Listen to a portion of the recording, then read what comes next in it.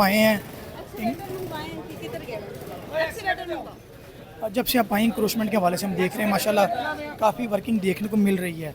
और अभी आपने एक इशू को बड़ा अच्छा एड्रेस किया कि यहाँ पे गली के 4 घर होते हैं या 5 घर होते हैं, वो अपनी इजारादारी के लिए बादशात के लिए वो गेट कायम कर लेते हैं, जिससे खुदा न खासा उस इलाके में कोई एमरजेंसी हो या कोई खुदा न खासा कोई भी मसला उसकी सूरत में घर से बाहर निकलना बड़ा प्रॉब्लम्स है।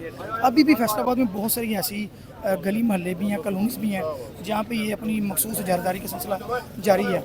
इस हवाले से जिन्होंने अपनी मर्ज़ी के तहत अपनी मंशा के मुताबिक जो गेट लगा रखे हैं उनको आप क्या मैसेज देंगे? देखिए, इसमें गवर्नमेंट की बड़ी वाज़ेह पॉलिसी मौजूद है कि जो तो आपकी गेटेड कम्युनिटी है, जो आपकी एक सोसाइटी है या आपकी कॉलोनी है, अगर उसका नक्शा पास है और वो गेटेड कम्युनिटी है तो उसके लिए नॉमिनेट होती है कि इसके 4 गेट हैं, 3 गेट हैं और वो बहुत विजिबल प्लेस पे होते हैं और पता होता है कि यहाँ पर ये इसके इस सोसाइटी के 3 गेट हैं, ये 4 गेट हैं, तो उन्हीं गेट से आमदोरफ्त होनी है और उनकी SOPs होते हैं। वहाँ पर प्रॉपर चौकीदार मौजूद होता है कि ये इतने बजे बंद होगा, इतने बजे खुलेगा। अगर मैं इसी मॉडल टाउन बी की ये बी है, बी की ही बात करूँ तो आप देखें कि यहाँ इसी एक गली में आपको 3 गेट मिलेंगे। अगर आपका कैमरा मैन इसको ईजिली दिखाए, कैप्चर करे, तो पहला गेट ये है और इसमें कमोबेश 4 घर हैं, फिर गेट है और 4-5 घर वहाँ हो गए, फिर उसके बाद आगे गेट है। देखें, अगर आपको कोई ख़तरा है, कोई प्रॉब्लम है, तो आप एंट्रेंस वाला गेट ठीक है, लेकिन उसके भी SOPs होने चाहिए।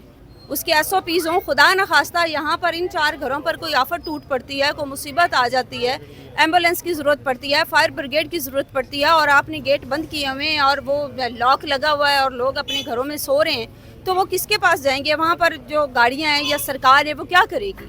और आपके पास अलाउ भी नहीं है, NOC भी नहीं है, आपको किसी अथॉरिटी ने अप्रूव भी नहीं किया और आपके ये ऑथोराइज्ड गेट भी नहीं है, तो आप मतलब हर बंदा जो है वो गली पर कब्जा करके 4 घर एक पूरी एंटिटी को जो है वो मकबूजा इलाका तो नहीं बना सकते ना। इसमें तो गवर्नमेंट की SOPs मौजूद हैं। अच्छा, इसके अलावा ये भी देखने को आ रहा है, एक तो आपने गेट्स की बात की है, इसके अलावा अभी भी बहुत सारे इलाके अभी ऐसे बाकी हैं जहाँ पे बहुत ज़्यादा इंक्रोचमेंट है, वहाँ पे कोई फोकस नहीं है, जिसमें गुलबर्ग एरिया भी है, गुलबर्ग सी भी है, गुलबर्ग बी भी है, बहुत सारे ऐसे इलाके हैं वहाँ पे लोगों ने अगर कोठी है तो कोठी के बाहर उनकी 3-3 गाड़ियाँ अभी पार्क हो रही हैं। तो क्या आपकी कोई टीमें ऐसी नहीं है जो सर्वे करती हैं, आपको रिपोर्ट्स देती हैं, तो वहाँ पे कब एक्शन होगा? सुनने में यह था कि वो लोग बासर हैं, उनकी अप्रोचेज़ हैं, तो यहाँ ऑपरेशन नामुमकिन है। जहाँ से आपने सुना है वहाँ से तहकीक कर लें। हमारी नज़र में तो ऐसी चीज़ नहीं है।